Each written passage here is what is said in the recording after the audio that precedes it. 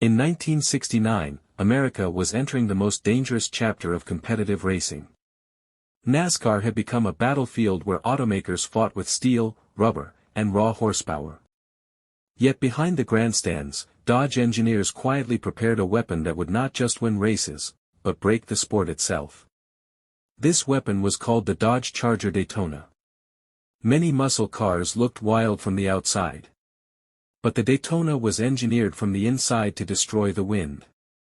Engineers studied aircraft nose cones, jet wings, and aerodynamic pressure tunnels. They wanted a machine that wasn't just stronger, but smarter against air. And their final result looked strange. The Daytona had a 19-inch extended nose cone, sharp and pointed like a spear, slicing the air in front of it. And on the rear, a massive 23-inch wing, so high and so bold that people laughed at first sight. They thought Dodge had gone mad. But Dodge wasn't building a car to look pretty. They were building a car to control aerodynamic pressure like no other vehicle in American history. Under the hood, Dodge fitted two brutal engines. The 440 Magnum. And the legendary 426 Hemi. Both engines were already a symbol of American muscle power. But combined with radical aerodynamics, they turned the Daytona into a missile.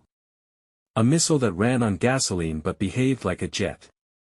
In 1970, at Talladega, the Dodge Charger Daytona became the first American car in NASCAR history to break 200 miles per hour. That number shook the racing world. No muscle car in America had reached that territory before. Drivers stared in disbelief. Commentators didn't have the right words. The Daytona wasn't a competitor. It was a predator.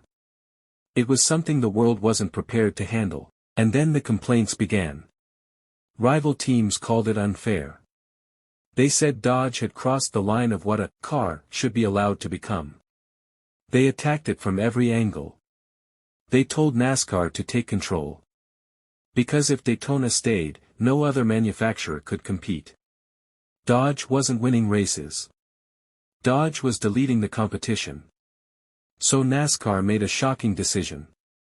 They changed the rules. They set new engine limits. New aerodynamic restrictions. Regulations that were specifically created to kill the Daytona and cars like it. In the end, the Daytona wasn't beaten by another car. It was stopped by rulebooks. It was banned because it was too fast.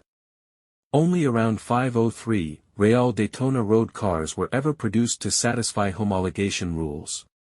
Many of them were misunderstood at release. Some even sat unsold at dealerships. But years later, the world realized what Dodge had built. And today, the Daytona is not just a collector's dream. It is a historic trophy. One of the last true American engineering rebels. People call it the muscle car that scared a racing organization. They call it the car that changed NASCAR forever. They call it the engineering monster that could not be controlled. In classic auctions today, an original Daytona can sell for hundreds of thousands of dollars. Some cross the $1 million mark depending on engine and condition. Because this is not only a machine made of steel and horsepower. This is a moment in history. A symbol of what happens when engineers are allowed to chase speed without fear, without limits, without compromise. There were many legendary cars in the 60s and 70s. Mustang shook the streets. Camaro changed style. Challenger dominated muscle culture. But only one car reached a level where racing officials themselves had to step in to stop it. That car is the Dodge Charger Daytona. A machine that arrived like a storm. Won races like a monster. Frightened the system. And was banned because it was simply too fast for the world it was born into. Today, when people discuss the purest form of muscle engineering, they point to this moment. When America built a muscle car that crossed the line into aviation science. When Dodge proved that the future doesn't always arrive quietly.